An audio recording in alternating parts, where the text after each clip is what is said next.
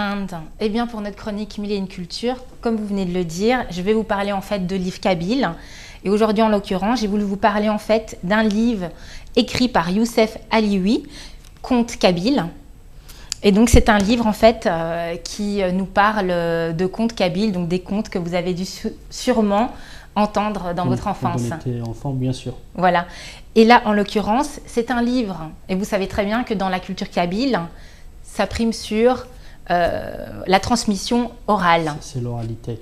Ah, je me demandais pourquoi vous aviez mis cette tenue. Donc, c'est pour nous parler des contes, Voilà. des contes berbères. En fait, c'est pour parler des contes berbères. Puis en même temps, j'ai vu que le livre était de couleur bleue. Donc, j'ai voulu faire un accord. Non, je rigole. Donc, sincèrement, j'ai lu ce livre, j'irais même pas en 1 heure.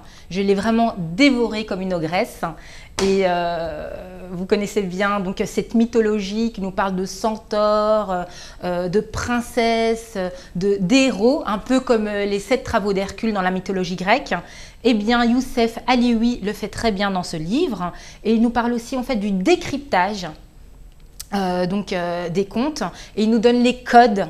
Donc les codes pour pouvoir bien comprendre la culture kabyle. Même chose dans les contes grecs, romains. C'est un peu la Méditerranée, non? On retrouve la même chose partout. Oui, en fait, il y a vraiment des similitudes, comme je venais de vous parler, par exemple, le centaure, eh bien en fait, ou même le centaure, ça peut faire penser aussi au minotaure de la culture, de la mythologie grecque. Et actuellement, Youssef Alioui est en train de terminer en fait un livre sur la mythologie. Donc là, je pense, c'est un avant-goût de la culture, de la mythologie, de légendes kabyles. Et c'est très intéressant parce que ça fait rêver, ça nous laisse vraiment libre cours à notre imagination. Et je pense que ça peut plaire autant petit qu'aux grands. Alors avec Monsieur Alioui, on a l'habitude, il le dit souvent, il essaye d'écrire tout ce qu'il a reçu, tout ce que ses parents et d'autres lui ont légué. Voilà, c'est ça. Donc on ressent la transmission familiale.